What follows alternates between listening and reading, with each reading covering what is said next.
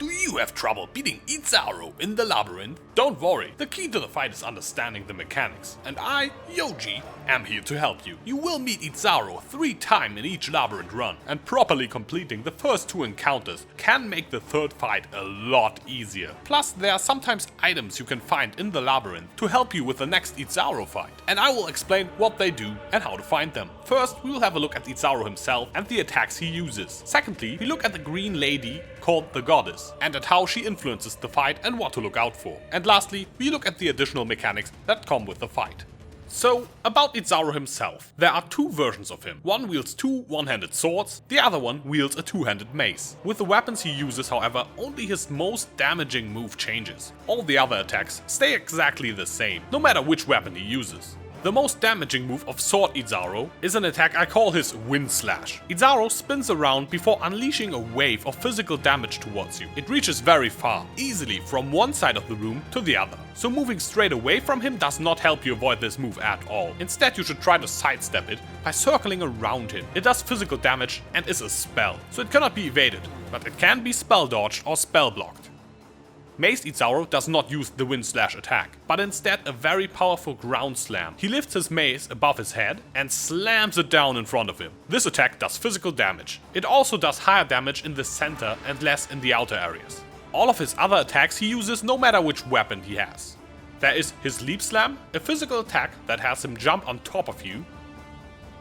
His Thunder, which is a spell that deals physical damage and hits multiple times. Try not to walk away from it in a straight line, as that way you would get hit several times, taking more damage. Instead again, sidestep it by circling around him. Izaro's Charge attack does high amounts of physical damage, but it has a slow wind-up animation. He also has auto attacks, of course, which he uses if you stand in melee range.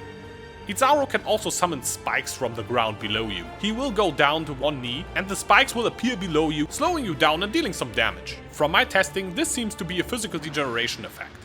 On top of Izaro's attacks, you also have to watch out for the Goddess, the green lady which is hovering above Izaro's head. She uses 3 spells. The first one has her summoned skeletons around Izaro. This one actually helps you, as the skeletons are very weak and can easily supply you with flask charges, targets to leech from, or a way to trigger your on-kill effects. The second one has her shoot out a barrage of green projectiles. From my testing, this does mainly do fire damage and counts as a spell.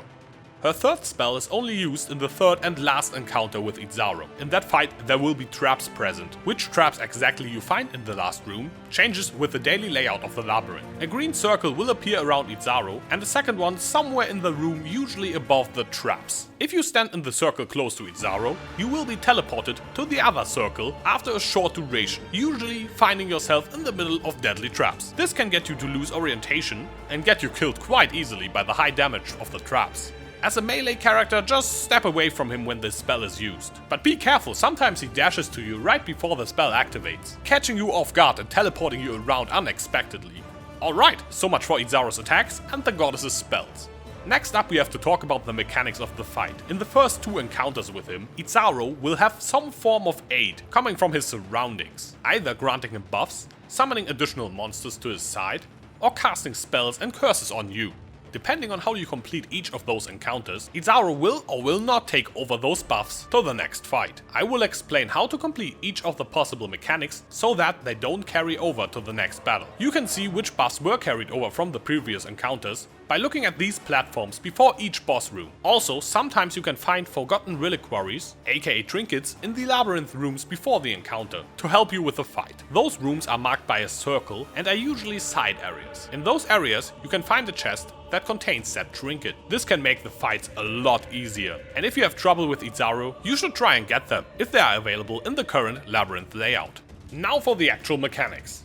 First up, we got the Conduits. 3 statues will raise one by one over the course of the fight. Each statue that is active will provide Izaro with a buff to damage and resistances from their corresponding element. To remove the buff, you have to click on the statue.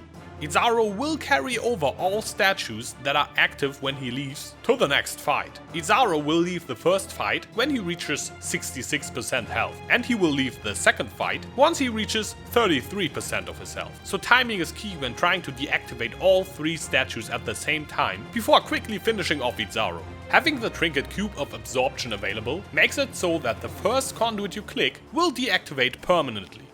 Good timing is also required when dealing with the Charge Disruptors. This mechanic has Izaro gain charges over time. The more charges he gains, the stronger he becomes. You can activate the Disruptors to remove all charges from Izaro, but each of them can only be used once. So whenever he gains too many charges for you to handle, you will have to use a Charge Disruptor. But Izaro will carry over all charges he still has when the battle is over to the next fight. So the strategy is to activate a Disruptor right before you deal the last bit of damage to him to end the fight. That way he can only carry over a minimal amount of charges, making the next fight a lot easier. The trinket Cogs of Disruption grant you an additional use for the first Disruptor you click, giving you a little bit more leeway with the fight.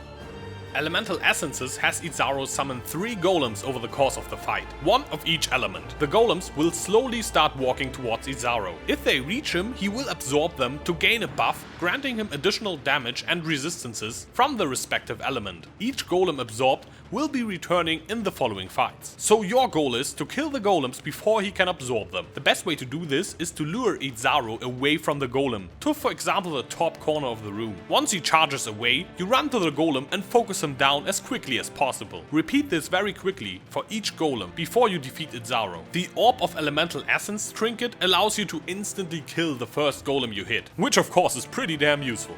The Gargoyles mechanic has Izaro start with 3 sleeping gargoyles around him. Izaro will take each gargoyle that is still alive when the fight ends into the next fight. So your goal is to kill all the 3 gargoyles before you finish off Izaro. While sleeping, the gargoyles have a very high damage reduction and are hard to take down. During the fight, Izaro will start channeling them one by one. Once the channeling is started, the damage reduction is removed. This is when you should start taking them down. If the full channel goes through, the gargoyle will awake, buffing Izaro and start attacking you. One of them grants a damage reduction buff, one just grants him a damage buff, and the third one grants a speed buff to the boss. The trinket Heart of the Gargoyle allows you to kill the first gargoyle you hit instantly. Overall, this mechanic is not too difficult though.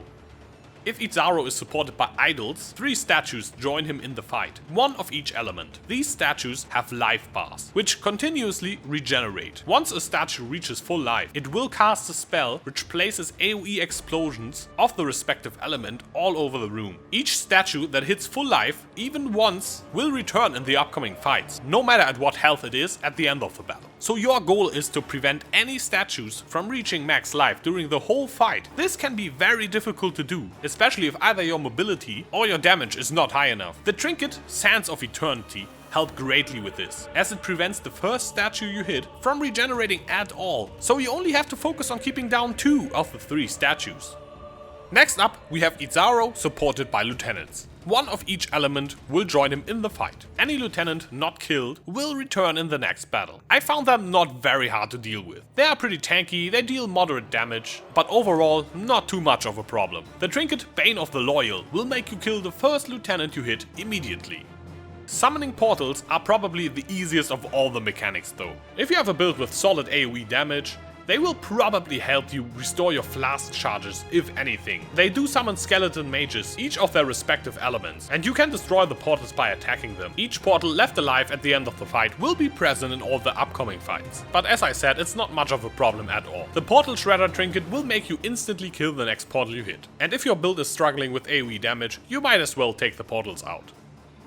Lastly, we have the fonts. They are little obelisks that will come up one by one. Each of them will curse you with a different curse. One of them causes elemental weakness, lowering all your elemental resistances. Another one causes vulnerability, making you more susceptible to physical damage. The third one casts temporal chains, which will slow you down significantly. A flask of warding will remove the curse for its duration, which can be very useful for this type of fight. Killing a font will remove the curse effect after the duration has run out. That means the curses can linger on after the respective font is destroyed. A Rod of Detonation trinket causes you to kill the first fountain you hit instantly. These curses can be very dangerous, by the way. Make sure you avoid the Goddess's Mortar spell when the elemental weakness curse is on you, as it can deal huge amounts of damage when you have lowered fire resistance. The same is true for Izaro's attacks while under the effect of vulnerability, as he deals mostly physical damage and his damage amounts are already pretty high. Temporal chains makes avoiding his attacks very difficult in general, so make sure you take that one out pretty quickly too. Subscribe if this guide helped you out. More guides and Path of Exile videos can be found at my YouTube channel. Feel free to ask for any help in the comments below, or hop over to twitch.tv/itsyoji if you want to catch me live streaming. I am Yoji, and I will see you soon.